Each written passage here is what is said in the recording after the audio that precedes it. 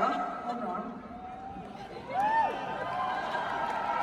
In America, I'm pretty funny, but I'm not so sure how that translates here. So I thought maybe I could tell you my German words that I know. Genau. Scheiße. Du hast ein Affengesicht. What else? Wie geht's meine Schatzi? These were words I knew before. I must have been German in another life. No, I have lots and lots of German friends, so this is what I picked up. Oh, Kuchen. All right, so sometimes comedy is hard to change from one language to another, so I have something up there so you can keep up with me. All right, so this is a true story. So this is a story about the 2 nights it took me to turn 40. Right, by Cher. Okay, so it was the night of May 19th, and I was at my favorite club in New York, Heartbreak, and I was with my best friend Polly, and we were sitting on these banquettes. They're kind of like round leather things, and then they have a back to them, and you can sit up on the back if you want to. So you can kind of perch yourself up on the back, and you kind of look a hooker. You look a little bit like a hooker, not exactly, but a little bit like a hooker. Okay, it was kind of like hi boys new in town. So anyway, my dress was up to here, and my top was down to there, and all I could think was, oh my God, for 40, you are so hot. So,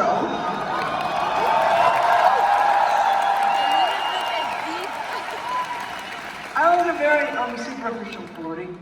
So, and also I was about to do Moonstruck with Nicky Cage, and he was 21 and I was 40, and I looked better than he did.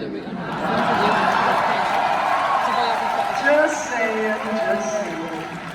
Anyway, so Polly and I are having a great time, and I'm just so excited to be out there and be 40 and not want to kill myself, and just everything was feeling good. And then I turned my head and I saw this guy and I was like, Jesus. And so I turned to Polly and I said, Paul, don't look now. Polly, don't look now, but over my shoulder is the cutest guy you've ever seen. And so he and I looked at each other and we were like round and round that night. We just couldn't get it together. His name was Robert Camilletti, and so we couldn't get it together that night, so I got bored and I went home.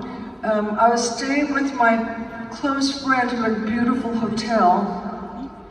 My lovely friend, he had just gotten out of jail is the short one and prison is the long one. So he had just gotten out of prison. And for tax evasion, like you do. And he owns Studio 54, so I guess that's where he tax evaded. So I went to sleep dreaming fabulous dreams of being 40, and then I woke up in the morning, my telephone rang, and this man said, hi, Cher, and I went, yeah? And he said, this is George Miller. And I said, George Miller was the director of Witches of Eastwick. So, anyway, thank you. But it wasn't a very nice conversation because he said, you know, I just wanted to call you and tell you that I don't want you in my film. And Jack and I, Nicholson, we think you're not sexy and you're too old. Yeah. It was kind of like, good morning, 40. Yeah. And I was so upset. Tears just started streaming out of my eyes because I really wanted this job so badly. And so the tears were just streaming and just coming down my cheeks. And in Los Angeles, well, California, you know, show business, usually when you insult someone, you insult them and then you hang up.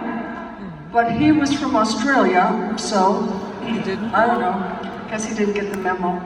Well, anyway, he kept going on and on and on, and he said, I don't like the way you walk, and I don't like the way you talk, and I hate the way you laugh, and he kept going on, and finally just went, okay.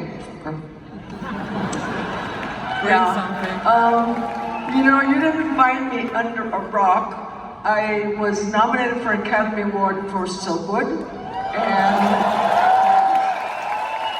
and I won the Best Film Festival at Cannes for being the Best Actress. And I said, so I clicked, I hung up on him.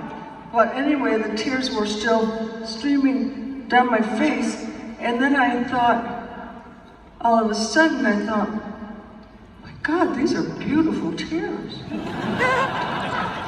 These are fabulous tears. These are unbelievable tears. And if you look this way, you kind of look like a Madonna.